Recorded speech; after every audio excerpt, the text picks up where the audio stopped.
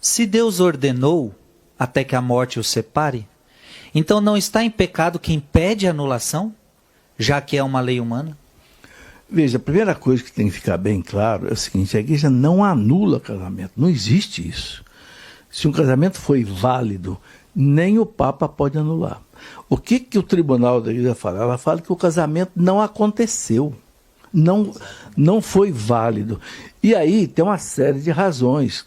O Código de Direito Canônico considera pelo menos 19 razões que pode o tribunal declarar. O ponto mais importante é o chamado consentimento pleno. O que é o consentimento? É aquele sim que o casal diz no altar. Vocês querem se casar, é de livre, espontânea vontade? Ninguém aqui está com medo, está chantageado, está inteiro ameaçado de qualquer coisa. Porque se houver alguma restrição a essa liberdade, o casamento não vale. E está certo, padre, o casamento é uma decisão pro resto da vida. Se a pessoa casa, eu tenho que casar porque senão o meu sogro me mata. Não pode valer. Ou se o sujeito está embriagado, ou se o sujeito tem um problema mental, não sabe o que ele está fazendo. Então tem uma série de itens. Eu escrevi um livro, né, Família Santuário da Vida, onde eu coloco ali todos os cânones do direito canônico que fala quais são os pontos em que um casamento pode ser declarado nulo. Ou seja, ele não aconteceu. Não houve o vínculo. Entende? Então o casal ele pode até ter morado junto, pode até ter filho, mas se não houve o vínculo, eles não estão casados diante de Deus. Porque Jesus disse, não separe o homem o que Deus uniu, mas Deus não uniu. Então, tem muitos casais que o tribunal declara que não.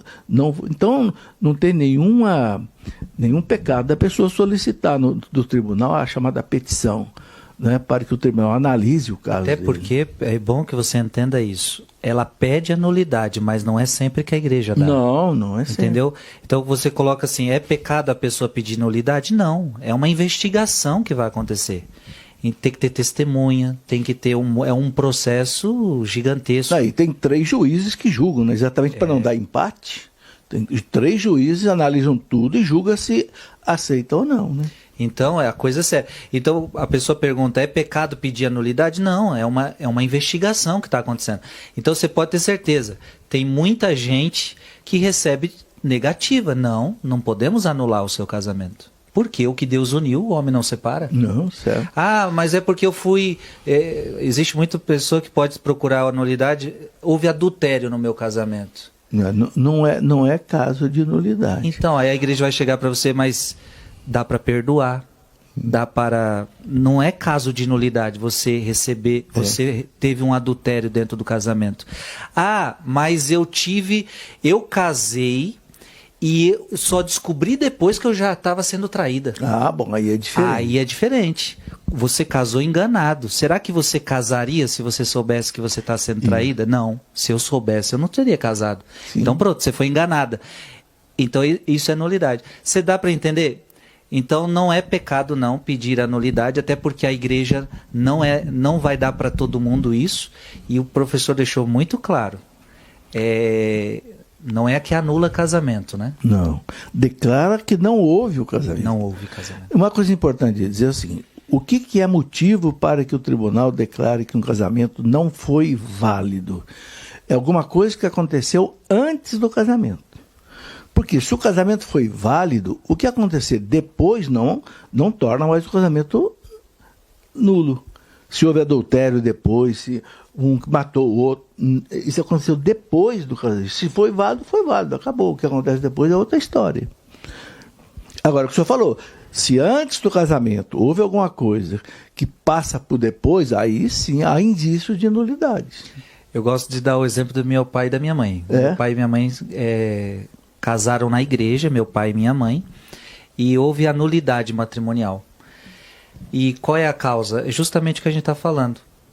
Minha mãe casou com meu pai e foi omitido dela uma doença que meu pai tinha, que causou muitos problemas no casamento, problemas graves.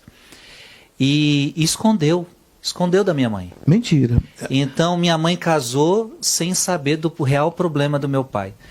E E aí trouxe muitos problemas para o casamento, muitos. Não estava dando certo, só depois que ela foi descobrir e que os problemas do meu pai, né? E aí a igreja entende que não houve casamento. Não houve casamento. Não houve o vínculo matrimonial. Ou seja, eu estou dando o exemplo até do meu pai e da minha mãe, porque foi algo que aconteceu antes do casamento, entende? Não foi depois. Não foi depois do acontecimento. Tipo, diferente se minha mãe soubesse. Não, eu sei que ele é assim, eu quero cuidar dele assim, eu entendo tudo, conheço todos os laudos médicos, eu amo ele assim. Aí é diferente, você tem conhecimento. Mas aí se foi omitido de você o conhecimento, né? Sim.